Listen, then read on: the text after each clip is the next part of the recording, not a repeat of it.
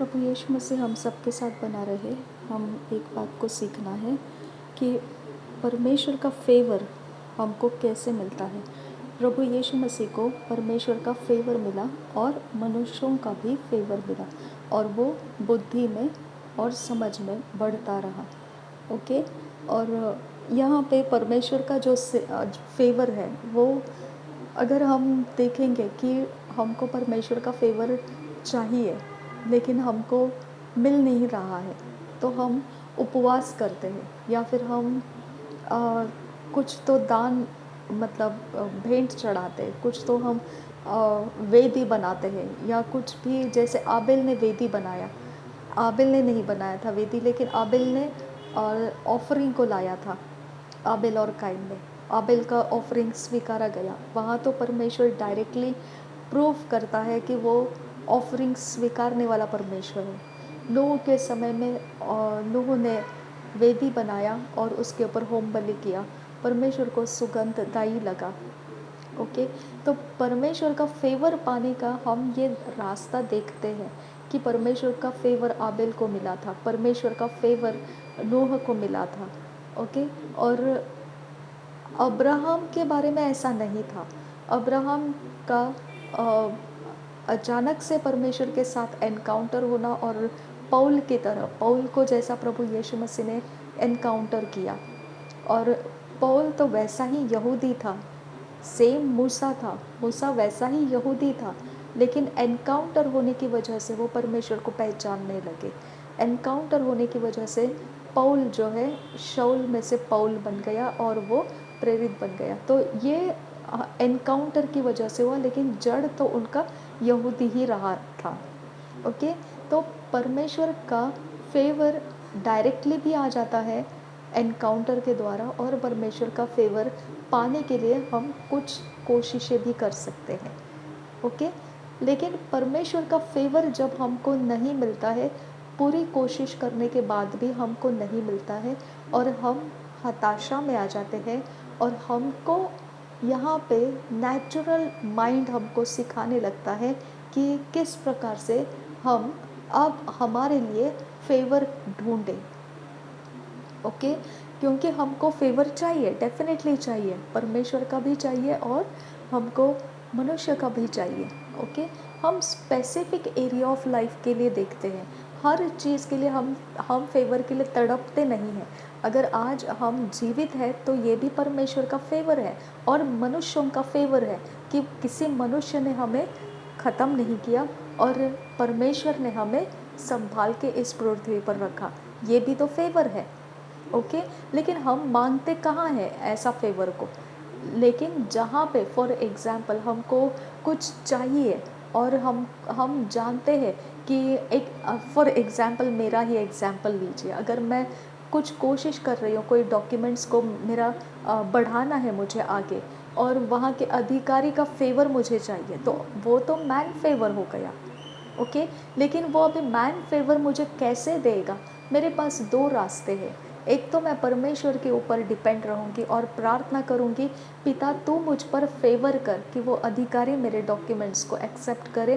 तो अगर उसने एक्सेप्ट किया तो वो मुझे परमेश्वर का फेवर मिला और मनुष्य ने भी मुझे फेवर दिया। ओके।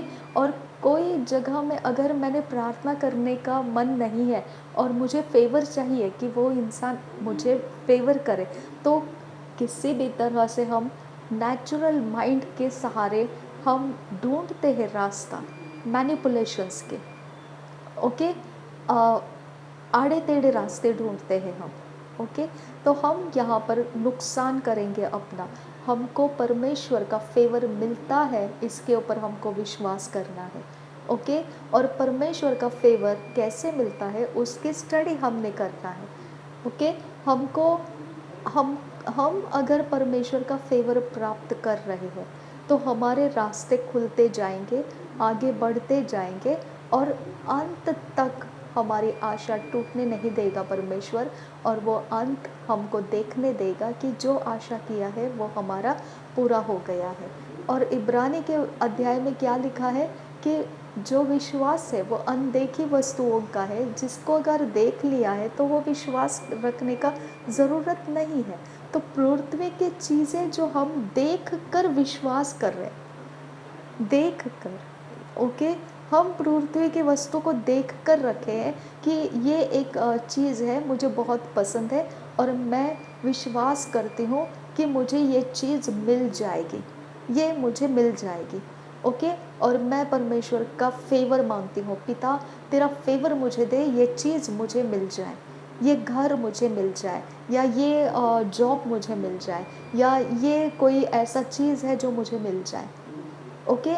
तो हम चीज़ को तो ऑलरेडी देख चुके हैं और फिर हम क्या विश्वास कर रहे हैं, समझ में आ गया। अब यहाँ पे आपका परमेश्वर का फेवर पाने के लिए आप रास्ता चलना है, तो आपको वो समझ में आना चाहिए कि आबिल ने परमेश्वर का फेवर पाने के लिए ऑफरिंग नहीं लाया था, आबिल ने एक कस्टम को पूरा किया था, ओके। और नोह ने एक कस्टम को पूरा किया था, उसने एक रीति को पूरा किया था, और वो रीति करने की वजह से परमेश्वर का फेवर उसको मिल गया, ओके। अब्राहम परमेश्वर पर विश्वास रखा और उसको धर्मी ठहराया गया। अय्यूब परमेश्वर के विरोध नहीं गया और परमेश्वर का फेवर उसको मिल गया, ओके। ये लाइन से अगर हम देखेंगे तो हमको पता चलेगा कि परमेश्वर का फेवर आने का रास्ता जो है वो हम क्या कर रहे हैं उसके ऊपर डिपेंड नहीं पड़ता है। परमेश्वर का फेवर कनेक्ट होने का कुछ कस्टम हम कर रहे होते हैं। फॉर एग्ज़ाम्पल हम गीत को गा रहे होते हैं, या हम प्रार्थना कर रहे होंगे, या हम उपवास कर रहे होंगे, या हम कुछ परमेश्वर के कामों के लिए, राज्य के कामों के लिए, परमेश्वर के राज्य के कामों के लिए हम कुछ सैक्रिफाइस कर रहे होंगे, कुछ हमारे भेंट हम चढ़ाते होंगे। हमारे काम जो है वो कस्टम के आधार से होता है, हम उस कस्टम्स में से हम करते जाते हैं, लेकिन कहाँ पर परमेश्वर क्लिक हो जाएगा और वो खुश हो जाएगा और वो हमें फेवर देगा, हम बोल नहीं सकते हैं, ओके। इसके लिए हमको परमेश्वर का रूल्स मालूम होना चाहिए कि परमेश्वर का फेवर पाने का रास्ता कौन सा है। उसने कहा, हियाव के साथ आ जाओ मेरे सिंहासन के सामने, दया के आसन के पास, क्योंकि प्रभु यीशु मसीह का लहू तुम्हारे लिए बहाया गया है। हियाव के साथ क्यों आना है? यानी कि परमेश्वर जानता है कि आप लोग हियाव के साथ नहीं आ सकते हैं, आपको, मैं तुम्हारे ऊपर क्रोधित हो जाऊंगा, मैं तुमको पनिश कर दूंगा, मैं तुम्हारे ऊपर न्याय भेजूंगा, ये बातें आप जानते हैं, ओके। और इसके लिए आपके पास हियाव नहीं है परमेश्वर के पास जाके कुछ बोलने का। तो परमेश्वर बोलता है, डरो मत, तुम आ जाओ, ओके। मैं तुम्हारे ऊपर तुम्हारी बात सुनने को तैयार हूँ, और मैं तुम्हारे ऊपर न्याय नहीं भेजूंगा, मैं तुम्हारी सुनूंगा, ओके, और मैं तुम पर दया करूँगा। समझ में आ गया? तो परमेश्वर का फेवर पाने के लिए, परमेश्वर के पास जाने के लिए हमको एलिजिबिलिटी परमेश्वर ने क्या दिया है? प्रभु यीशु मसीह का लहू बहाया गया है, ओके। अगर हमको लगता है कि हमारा कुछ चीज़ हमको मिल नहीं रहा है, हम परमेश्वर के पास प्रार्थना कर सकते हैं। हमारे पास कस्टम्स है, रीतियाँ हैं, ओके। हम रीतियों को फॉलो कर सकते हैं, और कहीं पर भी कोई भी रीति परमेश्वर का क्लिक हो जाएगा और वहाँ से परमेश्वर का फेवर हमको मिल जाएगा और हमारे काम बन जाएंगे, ओके। तो कस्टम्स करने में आप पीछे नहीं हटना है, लेकिन अगर कस्टम्स करते करते आप थक गए, जैसे 38 साल का इंसान करते करते थक गया, और वो बोलता है कि यीशु मसीह डायरेक्टली उसके पास जाता है और वो पूछता है, यीशु मसीह क्या तुझे चंगा होना है? फिर भी वो बोलता है कि मेरे लिए ना ऐसा कोई इंसान नहीं मिलता है कि मुझे समय के साथ वो पानी के अंदर उतार सके, जब स्वर्गदूत वो पानी को हिला रहा होता है, लेकिन वो वैसा होता नहीं है, इसकी वजह से मैं अभी तक रुका हूँ चंगाई के लिए, ओके। तो प्रभु यीशु मसीह उसको डायरेक्ट आंसर दे रहा था, क्या तुझे चाहिए चंगा होना है? लेकिन फिर भी वो जवाब में वो अपने प्रॉब्लम्स बता रहा था, ओके। आपका जो सोच है, आप जहाँ देख रहे हैं, जहाँ फोकस कर रहे हैं कि ये कस्टम्स काम नहीं कर रहे हैं, वहाँ डायरेक्ट यीशु मसीह आपको आंसर देने के लिए आ सकता है। कस्टम्स के बगैर वो आपको आंसर देने के लिए आएगा। हो सकता है आपका आंसर आप फास्टिंग में से ढूंढ रहे, हो सकता है आपका आंसर आप कुछ परमेश्वर के राज्य के लिए काम करने के बाद आपको कुछ मिलेगा, ऐसा आप सोच रहे। हो सकता है आप प्रार्थना कर रहे हैं और आपको लग रहा है कि इस रास्ते से परमेश्वर मेरे लिए जो चाहिए मुझे मिल जाएगा। ओके, आप कस्टम्स चल रहे हो, आप रीतियों को चल रहे हो और एक्सपेक्ट कर रहे हो कि इसके अंदर से कुछ क्लिक हो जाएगा और परमेश्वर मेरी बात को मान लेगा। लेकिन परमेश्वर अगर उसमें से करते करते करते हम थक जाएंगे और वो बात पूरा नहीं हो रहा है, तो हम वहाँ पर यही सोच कर बैठे रहते हैं कि काश प्रभु यीशु तू यहाँ होता तो लाजर ना मरता। समझ में आ गया? यानी कि परमेश्वर को हम ये देखते हैं कि एक घड़ी के अंदर ही होना चाहिए था तूने यहाँ पर। अब घड़ी बीत चुकी है और इसके पार जाकर अब परमेश्वर भी कुछ नहीं कर सकता है, ऐसा हमको लगता है। हमारा विश्वास वो हमको डिक्टेट करता है। समझ में आ गया? लेकिन परमेश्वर फिर भी उसके बाद भी बोलता है, उसके बाद भी ये बात को बोलता है, क्या तुझे चाहिए? घड़ी बीत गई है लेकिन क्या तुझे चाहिए? ओके, यानी कि हम परमेश्वर के हाथ छोड़ देते हैं, परमेश्वर नहीं छोड़ता है। ओके, और हम ऑफेंडेड हो जाते हैं। ओके, हम ऑफेंड हो जाते हैं, हम नाराज़ हो जाते हैं और हम बोलते हैं काइन की तरह, ओके, हव्वा की तरह। हव्वा ने बोला कि ये फल खाने में अच्छा है और ये मेरे काम आ जाएगा, ये बुद्धि देगा और जो मेरे ऊपर पर्पस है वो पर्पस को ये पूरा करने का पूरा मुझे परफेक्शन देगा। और वो हव्वा ने फल खाया, सेम थिंग उसने आदम को भी दिया, यानी इंडिपेंडेंट डिसीजन ले लिया उसने। और वो डिसीजन क्यों लिया उसने? उसको सर्प ने बोला, परमेश्वर ने नहीं बोला। और उसने सर्प की सुनी और उसने उसको एनालाइज किया, इवैल्यूएशन किया उसका, और उसने ले लिया, खा लिया वो फल। उसके एनालाइज में, उसका इवैल्यूएशन में उसको पसंद आया कि ये बिल्कुल परफेक्ट है, यानी उसको कन्विंस कर लिया उसने। ओके, वो बातें जो सर्प बोल रहा था वो कन्विंस हो गया उसको। ओके, सेम थिंग हमको कन्विंस हो जाता है कि अब इसके बाद परमेश्वर कुछ कर नहीं पा रहा है। ओके, परमेश्वर कर रहा होता है फिर भी हमको कन्विंस ये हो जाता है हमारे सोच के अंदर कि अब समय ख़त्म हो चुका है और परमेश्वर कुछ कर नहीं रहा है, जबकि परमेश्वर का ये शब्द नहीं है। ये हमने अपने अंदर से ये कन्विंस हो लिए हैं, हमने अपने अंदर से उस कन्विंस की आवाज़ को सुन के विश्वास कर लिया है। और रिदा नमक असहलरो बहुको बनहल रहतनक अलरो बहा शदनक अलरो बहुको बनहल रहतनक अलरो बहा अदनक इदनक ओबरहल रहतनक अलरो बहा। आपको इस एरिया ऑफ लाइफ को थोड़ा सा परमेश्वर की ओर ध्यान देना है। आप सोचो, अगर प्रभु यीशु मसीह बोलता है कि जो मेरे शरीर को खाता है उसमें जीवन है, तो आप प्रभु भोज लेने वाले लोग अगर हैं तो आपके अंदर जीवन पड़ा हुआ है, आपके अंदर लाइफ फोर्स है। ओके, और प्रभु यीशु मसीह का लाइफ फोर्स मृत्यु को नहीं देता है। प्रभु यीशु मसीह का लाइफ फोर्स जीवन का फोर्स है, वो जीवन देने वाला आत्मा है और वो जीवित रखने वाला और जीवित करने वाला आत्मा है। अगर आप प्रभु भोज के वक्त में आप रेगुलर लीजिए प्रभु भोज, ओके, और आप रेगुलर लेके रोज़ लेके भी आप इस बात को कबूल कीजिए कि जब प्रभु यीशु मसीह ने कहा है कि जो मेरे शरीर को खाता है उसमें जीवन होता है, तो जीवन जहाँ पर है वहाँ शरीर सड़ता नहीं है, वहाँ शरीर मरता नहीं है, वहाँ शरीर रेस्टोर हो जाता है, रिजुविनेट हो जाता है, नया हो जाता है। ओके, और उसको आगे चलने का स्ट्रेंथ मिलता है, आगे का समय काटने का उसको स्ट्रेंथ मिलता है।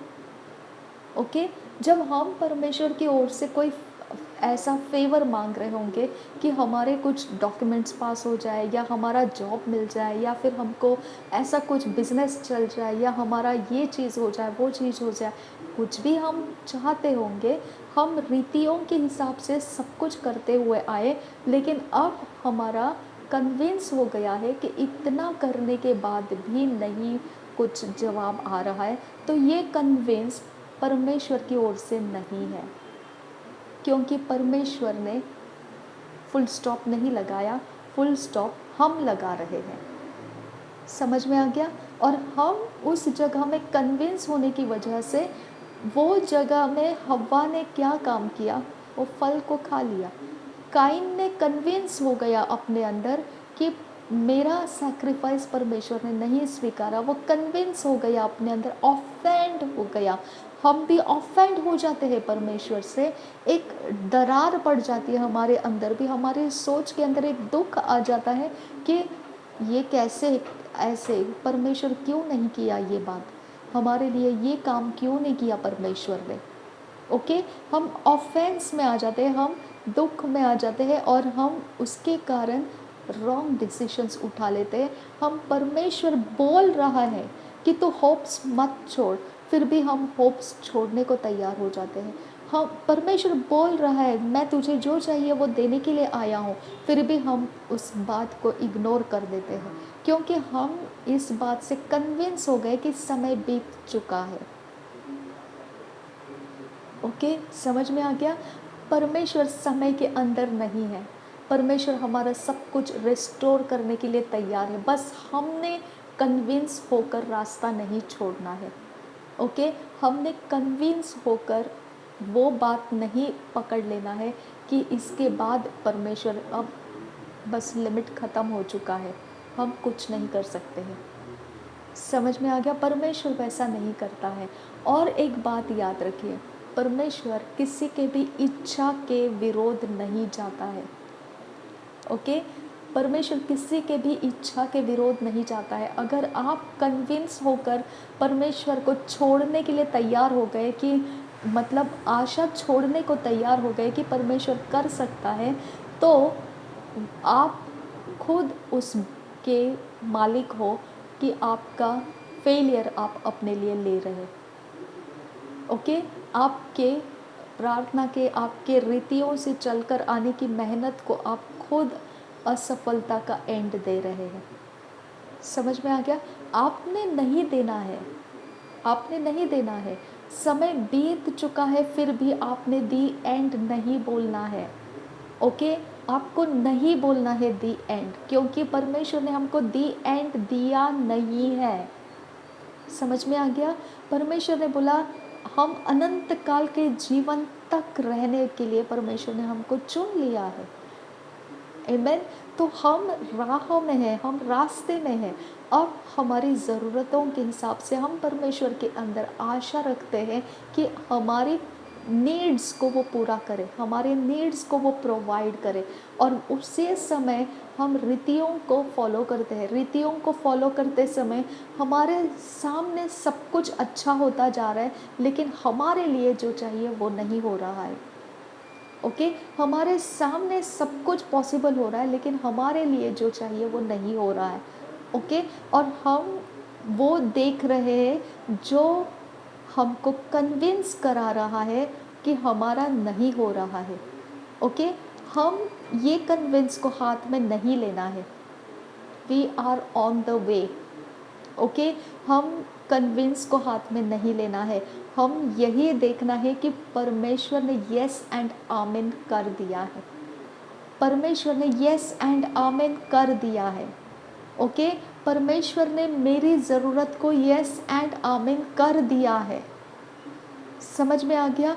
हमको वही बात को कन्विंस में लेना है, परमेश्वर ने मेरी बात को येस एंड आमीन दे दिया है। मैं परमेश्वर को जो मांग रहा हूँ, जो काम परमेश्वर को मांग रही हूँ, उसके लिए मैं ये रीतियों को चलता आया हूँ। अब परमेश्वर मेरे लिए वो येस एंड आमीन कर चुका है। वो कर चुका है। ओके, वो कर चुका है, मेरी बात को मानिए आप, वो यस एंड आमीन कर चुका है। आमीन। हम उस ज़माने के लोग नहीं हैं जो समय के कारण हम बोलेंगे कि अब समय बीत चुका है, हमारे पास समय नहीं। हम बिना समय के चल रहे हैं, हम अनंत काल के जीवन में चल रहे हैं। एब्सोल्युटली हम इटर्नल लाइफ के अंदर जी रहे हैं।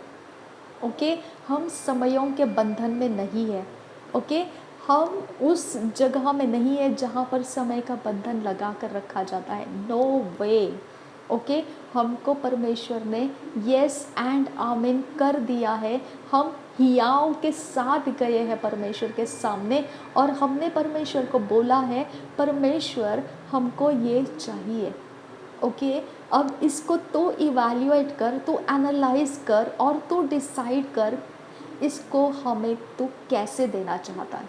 बस हमने तुझे हमारी डिज़ायर दे दी और अब तू डिसाइड कर, तू एनालाइज कर, तू इवैल्यूएट कर और तू ये सोच कर स्ट्रैटेजी बना कि तू हमको ये कैसे देने वाला है।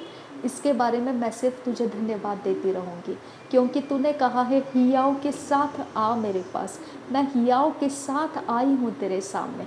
अब तो मेरे लिए ये यस एंड आमीन कर दिया है। मैं विश्वास करती हूँ क्योंकि यीशु मसीह का लहू मेरे लिए बहाया गया है और ये मेरी हार्ट डिज़ायर पूरा होने का, मेरे लिए पूरा कन्विंस होने का रास्ता है कि तूने मेरे लिए ये होप्स पूरा होने का पूरा परमिशन दिया है, कंप्लीट परमिशन दिया है और मैं समय के बाहर हूँ।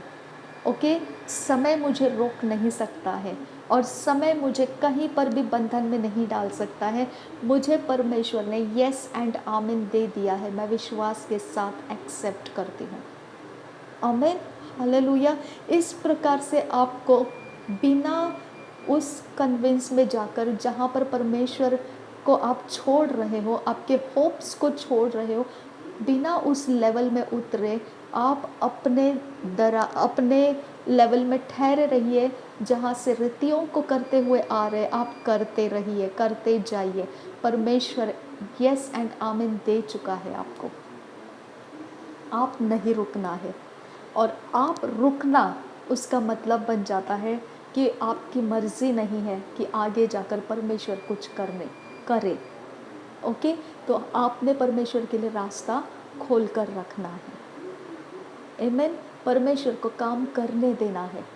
मैं कैसे समझाऊं, कैसे बताऊं आपको, कैसे आपको कॉन्फिडेंस दिलाऊं कि हम अनंत काल के जीवन में जी रहे हैं और अनंत काल के जीवन में समय का कोई हिसाब नहीं है, समय का कोई बंधन नहीं है।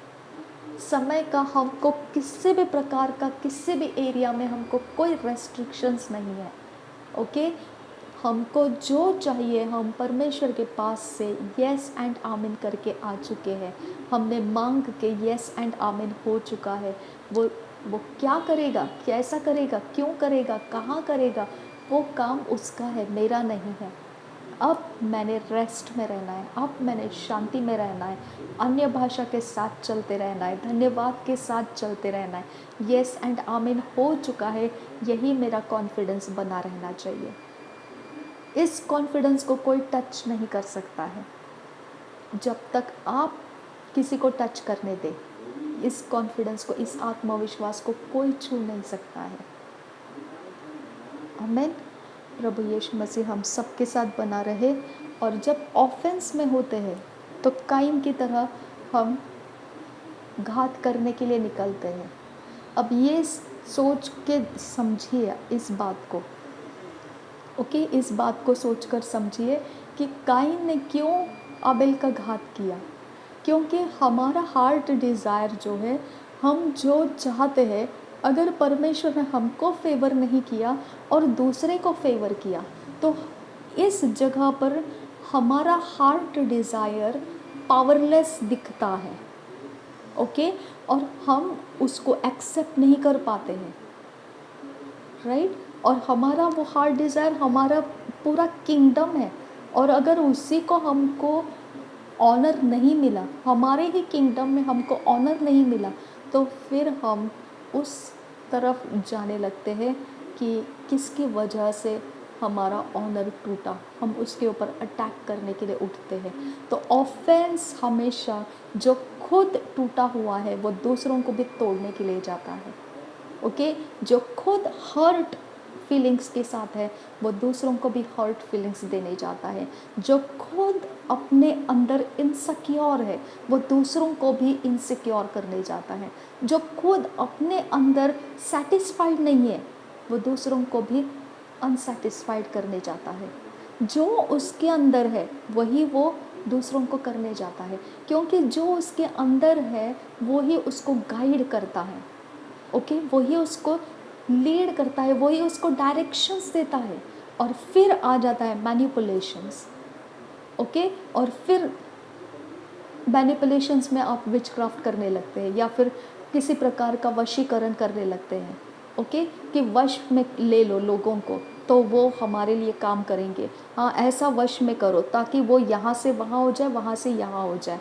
ओके, हम अपने माइंड के स्ट्रैटेजी में जो भी करते हैं वो ऑफेंस के कारण होता है, क्योंकि हमको वो नहीं मिला जो हम चाहते थे।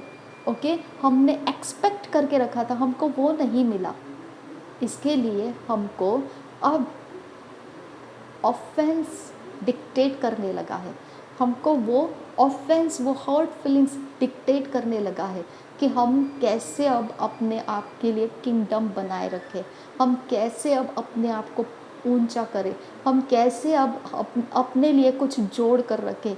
ओके, तो ये काम ना करें, क्योंकि ये रूट ग्राउंड इसका ऑफेंस है। मैनिपुलेशन करने शुरू करेंगे आप गए, आपका ग्राउंड करप्शन है।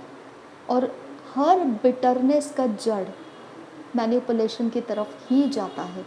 हर एक बिटरनेस, हर एक कड़वी जड़ आपको मैनिपुलेशन के डिक्टेशंस देगी, आपको मैनिपुलेशन के ट्रिक्स देगी, आपको मैनिपुलेशंस के ही रास्ते समझाएगी, आपको मैनिपुलेशन करने का और कैसा रहने का सारा जो टीचिंग्स है मैनिपुलेशंस का, उसके ग्राउंड में, बिलो द ग्राउंड आप देखोगे तो वो जड़ कड़वी जड़ है, वो अनफॉरगिवनेस की जड़ है, वो कड़वी जड़ है। कड़वी जड़ कहाँ है? वो बिलो द ग्राउंड है, किसी को दिखाई नहीं देता है।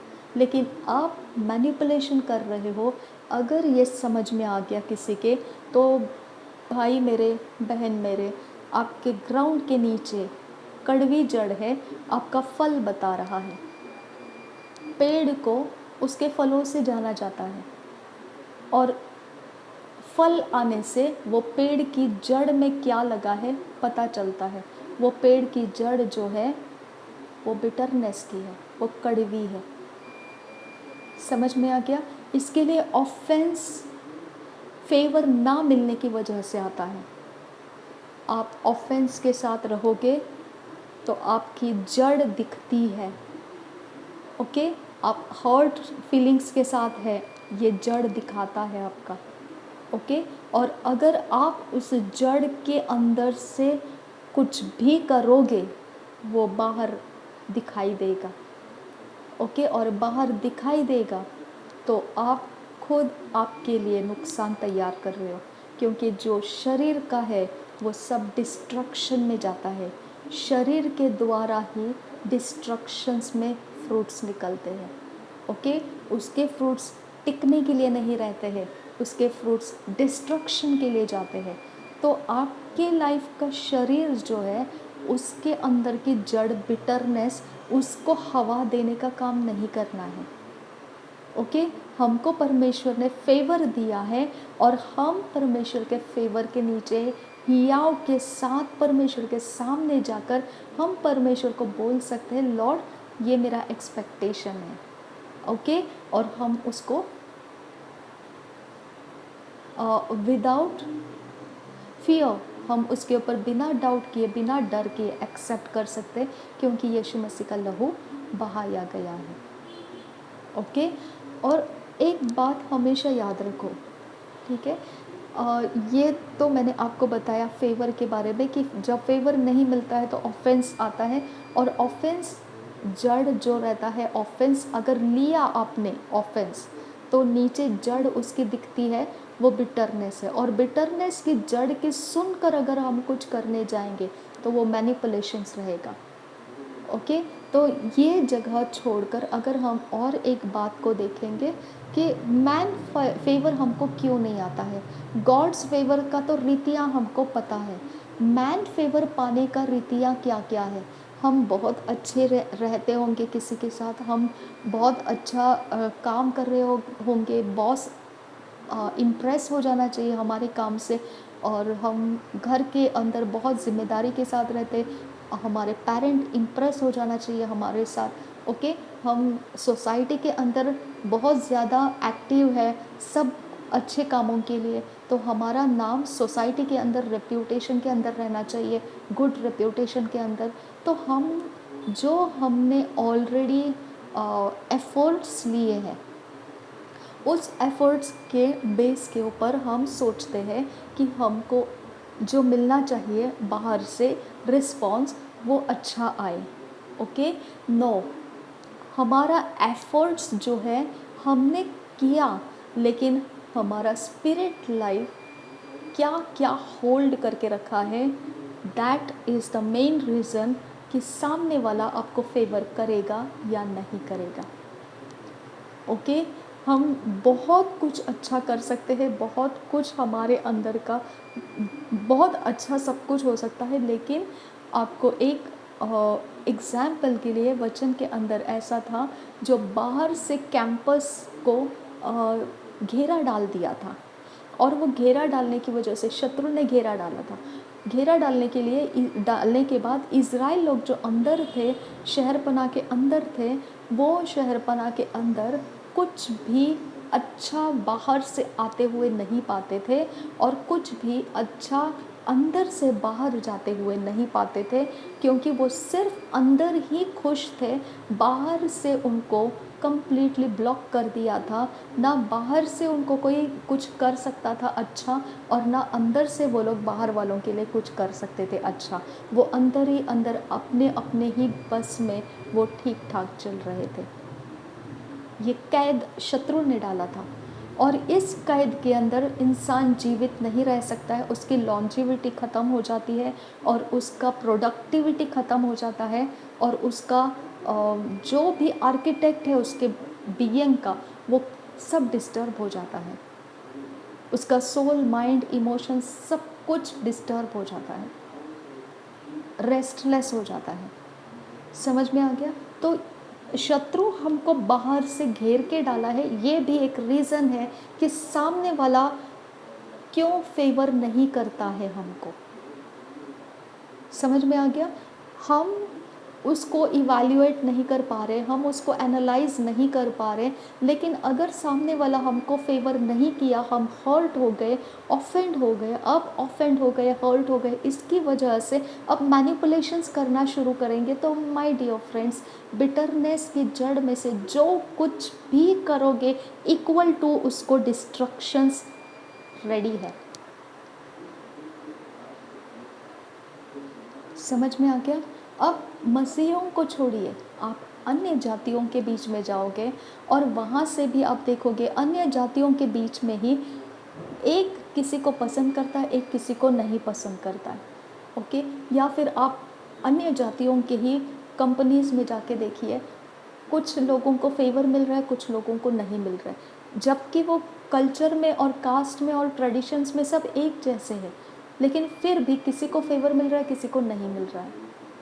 ओके, क्यों है ऐसा? क्योंकि उनका स्पिरिचुअल पेरिफरी जो बोलते हैं, बाउंड्री जो बोलते हैं, वो कॉम्प्रोमाइज्ड हो चुकी है।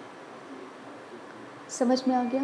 अगर ये आपको नहीं समझ में आता है, तो आप बिटरनेस की जड़ के अंदर से जो कुछ भी करोगे, डिस्ट्रक्शन उसका रिजल्ट रहेगा, और इसको कोई रोक नहीं सकता है।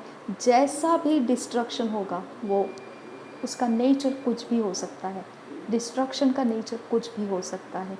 बेहतर है कि आप परमेश्वर के द्वारा फेवर प्राप्त कर चुके हो, इस बात पर विश्वास करो और अपने स्पिरिचुअल पेरिफेरी को आप साफ करो, ओके, क्लीन करो, ओके, अपने सोल सिस्टम को, अपने स्पिरिट सिस्टम को, अपने फिजिकल सिस्टम को साफ करो।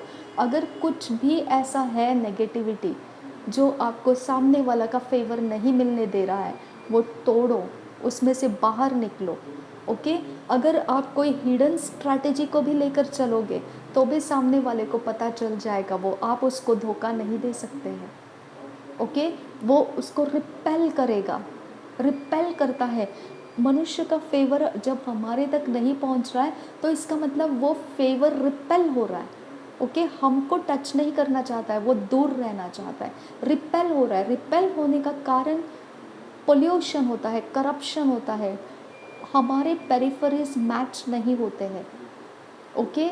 जो भी जिससे भी हम चाहते हैं कि हमको फेवर मिले, उसका और हमारा स्पिरिचुअल टेरिटरी मैच नहीं हो रहा है।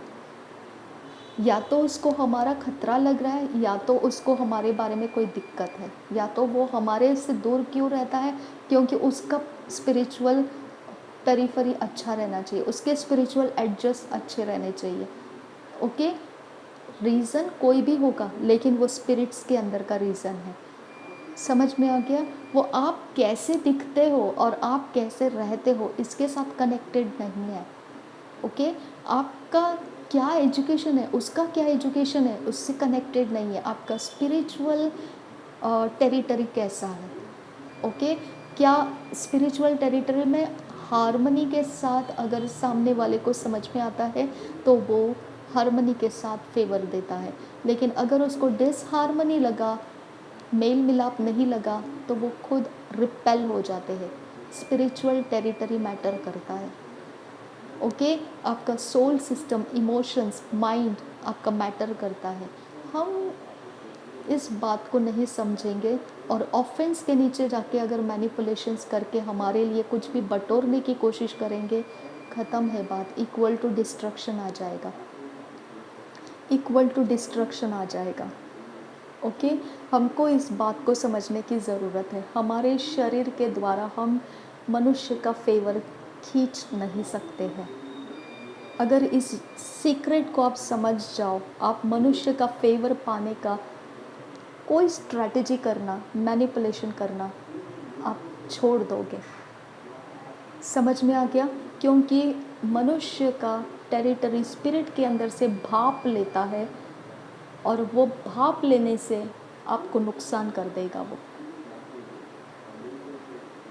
बेहतर है हम मैन्स फेवर को ना पाए, हम परमेश्वर का फेवर पाए और परमेश्वर हमारे लिए मनुष्यों के अंदर फेवर रिलीज़ करे, हमारी खातिर वो फेवर रिलीज़ करे।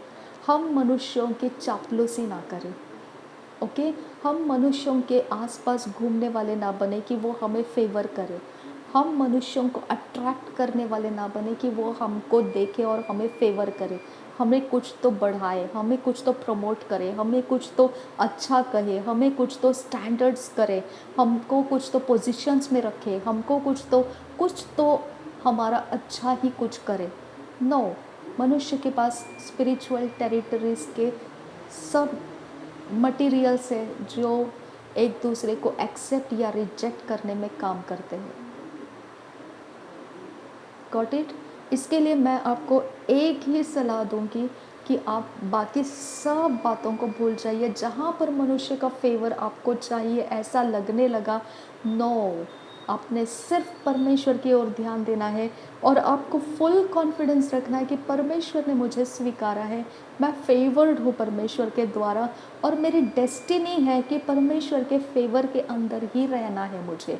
जो परमेश्वर की ओर से फेवर नहीं किया गया है वो मेरे तक नहीं पहुँचेगा, जो परमेश्वर की ओर से फेवर किया गया है वो मुझे लोकेट करेगा।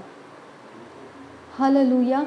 इसके लिए आप मनुष्य के पीछे नहीं जाते हैं, परमेश्वर मनुष्यों को बोलता है इसको लोकेट कर, उनको कारण देता है, उनको रीज़न देता है कि हमको आके मिले या हमको आके दे या हमको आके पूछे या हमको आके हेल्प करे या हमको आके कुछ जो हमारा भार है वो उठाए या हमको जो चाहिए वो देने के लिए उनके पास कुछ है, जैसा जॉब है या कुछ कोई भी बात है, तो वो खुद आके हमारे तक वो पहुंच जाएंगे।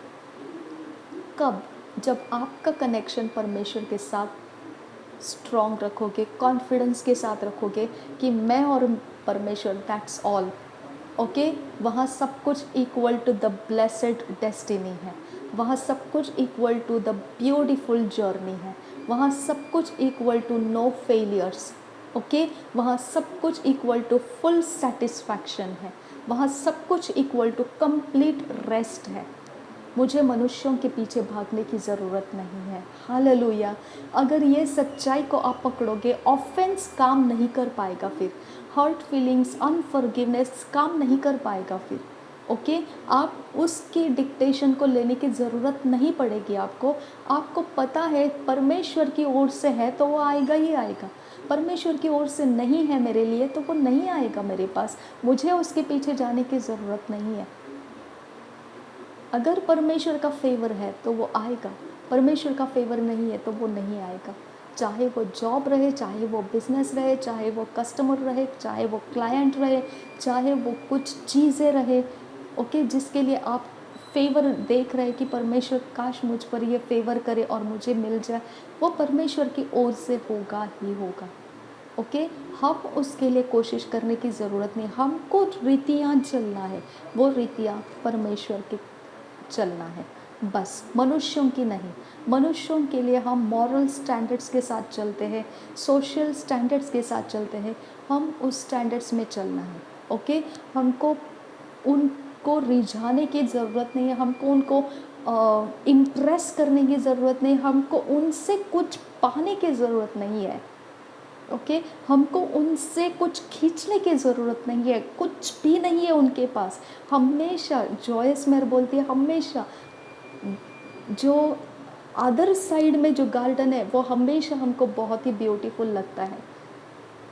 ओके, लेकिन वो गार्डन उन्होंने तैयार किया है वैसा, इसके लिए हमको देखने में ब्यूटीफुल लगता है, हमको कुछ देखने में ब्यूटीफुल लगता है, हमको देखने में अच्छा लगता है, लेकिन उन्होंने वो तैयार किया है। अगर उसको वो तैयार नहीं करते तो वो उसी प्रकार का होता जो आप समझते हैं, जंगल की तरह। ओके, जिसको कोई पसंद नहीं करेगा। समझ में आ गया? तो उसका जड़ वही है, वो सिर्फ मेंटेन कर रहे जगह को अच्छा रखने के लिए। ओके, वो मेहनत कर रहे हैं, मेंटेन कर रहे हैं। आप अपने लाइफ के अंदर मेंटेन करो, मेहनत करो, आप वो गार्डन बन जाओगे जो ब्यूटीफुल है। ऑलरेडी आप हैं ब्यूटीफुल, लेकिन हमको अपना गार्डन नहीं दिखता है, हमको हमेशा दूसरों का गार्डन दिखता है। समझ में आ गया? हम हमेशा दूसरों ने पहने हुए कपड़ों को देखते हैं, कितना ब्यूटीफुल है, दूसरों ने किए हुए मेकअप को देखते हैं, हाँ आज इसने कुछ ज़्यादा ही मेकअप किया है। ओके, हम दूसरों को देखते हैं कि अरे आज तो ये ऐसे टूटे फूटे कपड़ों में आए हैं। ओके, कभी कभी हम ऐसे बोलते हैं ये क्या है, बोरिंग इंसान। यानी हम जो भी कमेंट करते हैं, हम जो भी हम रिस्पॉन्स देते हैं, वो बाहर देख के हम उसके ऊपर रिस्पॉन्स देते हैं, वो हमारी ड्यूटी फर्स्ट ऑफ ऑल है ही नहीं।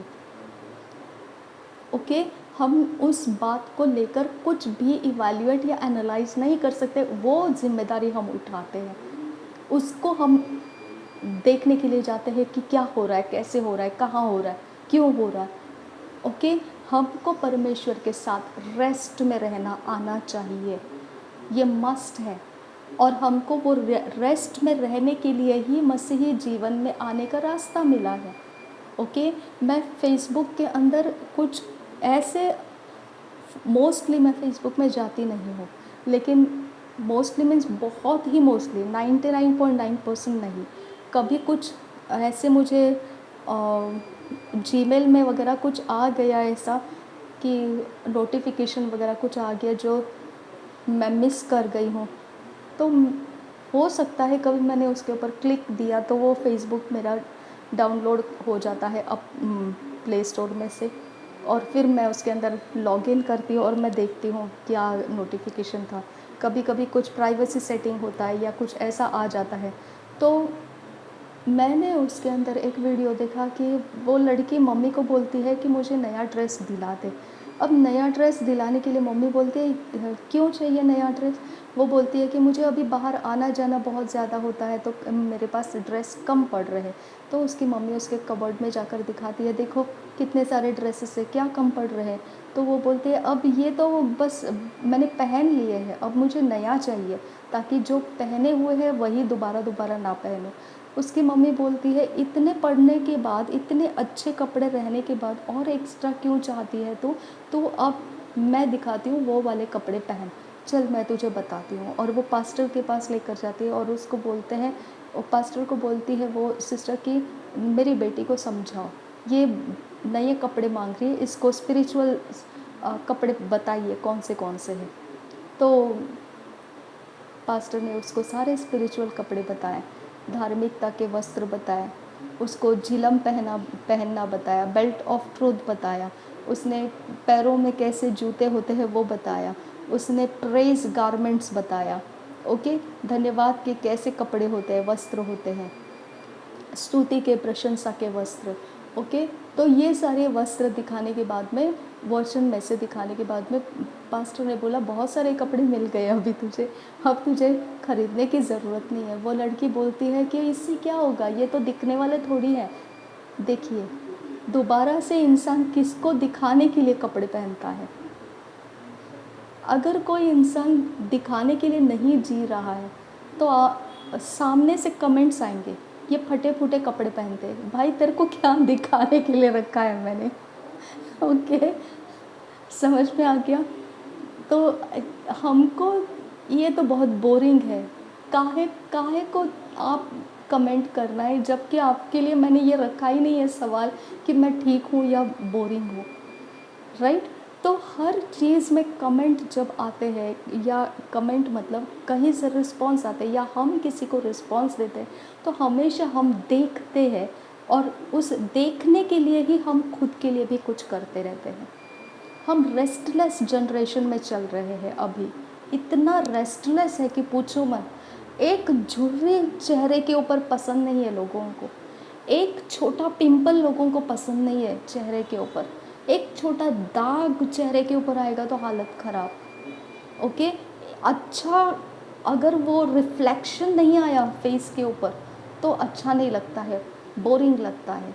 अगर अच्छा हेयर कट्स नहीं किया तो चेहरे का वो स्वीटनेस नहीं दिखता है, क्यूटनेस नहीं दिखता है। माय गॉड, रेस्टलेस है, रेस्टलेस, ओके। हम क्यों कर रहे हैं? ताकि सामने वाला देखकर ये बोले कि ये परमेश्वर के संतान है। आए रॉन्ग, ओके, ठीक है। तो वचन के अंदर भी ये लिखा हुआ है ना, कि ऐसे वस्त्र भी है, धार्मिकता के वस्त्र है, प्रशंसा के वस्त्र है, ओके, और स्तुतियों में निवास करने वाला परमेश्वर है। ऐसे हमको वस्त्र के बारे में सब बताया है, लेकिन हम वो वस्त्र को देखकर क्या बोलते हैं, ये तो लोग देखेंगे नहीं। ऐसे कैसे हो सकता है? वो वस्त्र पहनने से आप परमेश्वर को लेके चल रहे हो, आपका कैरेक्टर में दिखेगा, आपके बोलचाल में दिखेगा, आपके कामों में दिखेगा, आपका फ्रेग्रेंस वो स्पिरिट के अंदर से लोगों को हील करेगा, आपका वो फ्रेग्रेंस बनेगा जो आप लोगों के लाइफ के लिए या खुद के लाइफ के अंदर स्टेबिलिटी रखेगा, पीस में रखेगा, और सारे डिसीजंस परमेश्वर के राज्य के काम आ जाएंगे। आप अपने आप को सेफ साइड में रखे हैं, सिक्योर रखे हैं, और आप परमेश्वर के लिए तैयार हो। ये कितनी बड़ी बात है। यहाँ हम दूसरों के लिए कुछ भी नहीं कर रहे, हम अपने आप को तैयार कर रहे हैं, हम अपने आप को सजा रहे, ओके। और वो सजावट लोग उसका फ़ायदा लेंगे, लोग उसके कारण हील हो जाएंगे, लोग उसके कारण प्रभु यीशु मसीह को जानेंगे, लोग उसके कारण उनके जीवन के अंदर के पाप उनको दिखाई देंगे, और उसके कारण प्रभु यीशु मसीह उनको पता चलेगा, उसके कारण बहुत कुछ उद्धार के काम, उनके छुटकारे के काम, डिलीवरेंस के काम, शांति, आनंद, उत्साह परमेश्वर उनके जीवन में उंडेल देगा। हम उनको देखकर नहीं कर रहे, हम अपने आप को बिल्ड करते जा रहे। अपने आप ही वो एटमॉस्फेयर तैयार करेगा, अपने आप ही वो इर्द गिर्द का सारा माहौल चेंज कर देगा। आमीन। लेकिन अगर हम ये बातों को देखकर ऐसा सोचेंगे कि ये तो स्पिरिट का है और हम बाहर दुनिया के लिए कुछ भी करने जाएंगे, तो आप रेस्टलेस बन चुके हैं, आप पीसलेस बन चुके हैं। इसके बिना आप बाहर कुछ करने के लिए जा नहीं सकते, इसके बिना आप जीना नहीं चाहेंगे, इसके बिना आप रहना ही नहीं चाहेंगे। जहाँ ये सब चीज़ें हैं वहीं पे आपको पसंद आएगा रहने के लिए, वो आपका कंफर्ट जोन हो जाएगा। समझ में आ गया? तो हम अपने लाइफ के अंदर ये एरिया को समझना है कि मैन फेवर पाने के लिए हम अपना बहुत कुछ करने की ज़रूरत नहीं है। हम परमेश्वर के फेवर के नीचे है, इस कॉन्फिडेंस में अगर चलेंगे, परमेश्वर हमारे लिए जो है वो हमारे पास पहुंचाता रहेगा, वो पहुंचाता रहेगा और उसमें हार्मनी बनी रहेगी।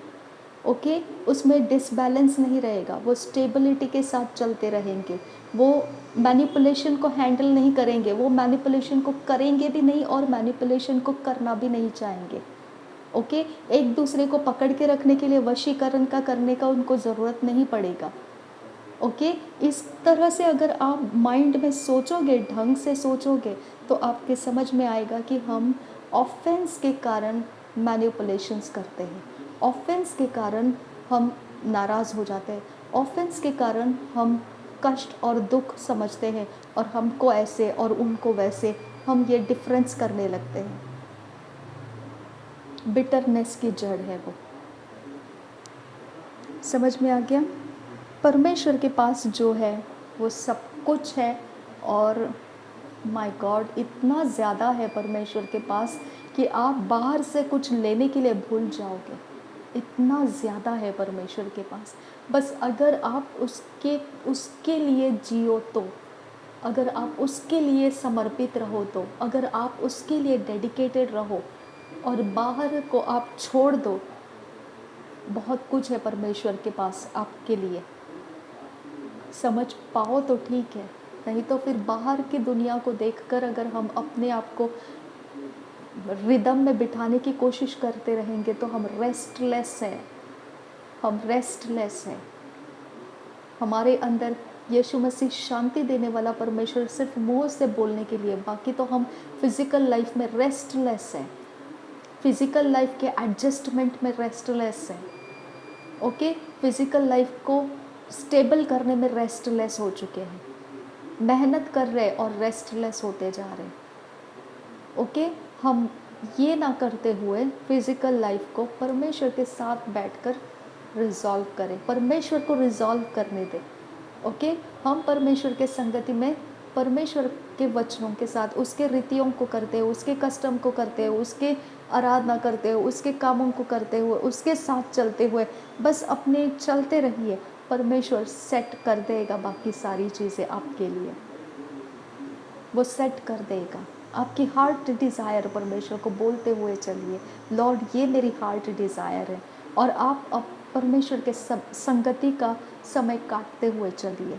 जैसा परमेश्वर है वैसा जो वो चाहता है, जिस प्रकार से उसने हमको सिखाया है पवित्र वचन के अंदर, किसी प्रचारक के द्वारा सिखाया हुआ नहीं, पवित्र वचन के अंदर से पवित्र आत्मा ने हमको क्या सिखाया है वैसा ही पर्सनालिटी में होते हुए चलिए, बाकी काम परमेश्वर हैंडल करेगा। बाहर के चीज़ों के अंदर आप दूसरों को और दूसरे आप को बैलेंस करने की ज़रूरत नहीं है। अगर कोई डिसबैलेंस हो जाता है छोड़ दो, फ़र्क नहीं पड़ता है। उसके कारण आप एडजस्ट करिए मत कि मैं एडजस्ट हो जाऊं ताकि वो अच्छा रहे, नो। ओके, क्योंकि आपका शांति फिज़िकल में नहीं है, स्पिरिट के अंदर है, और वो स्पिरिट की शांति आप फिज़िकल के लिए खराब नहीं कर सकते हैं। फिज़िकल डिसबैलेंस हो रहा है, इसके लिए आप उसको जो बिगड़ रहा है फिर भी उसको पकड़ के रखो, नहीं, छोड़ दो उसको। जो मैनिपुलेशन है, जो करप्शन है, जो ऑफेंस है, छोड़ दो, फ़र्क नहीं पड़ता है। हमको वहाँ नहीं जाना है। हमको परमेश्वर के संगति में खराई और सीधाई के मार्ग से चलना है। आमेन। मैनिपुलेशन इक्वल टू डिस्ट्रक्शन है। अगर समझ सकते हो तो समझ जाइए, मैनिपुलेशन इक्वल टू डिस्ट्रक्शन है। ओके, और मैनिपुलेशन इक्वल टू डिस्ट्रक्शन है। अगर इस बात को आप नहीं मानना चाहते हो तो आप वही बोल रहे हो गॉड इज स्पिरिट, ये भी मैं मानना नहीं चाहता हूँ, क्योंकि मैनिपुलेशन इक्वल टू डिस्ट्रक्शन ये खुद वचन बताता है। ओके, वो वचन बता रहा है कि मैनिपुलेट करोगे आप फिजिकल लाइफ के ऑफेंस के कारण तो इक्वल टू डिस्ट्रक्शन आ जाएगा। समझ में आ गया? प्रभु यीशु मसीह हम सबके साथ बना रहे। आमीन, आमीन, आमीन।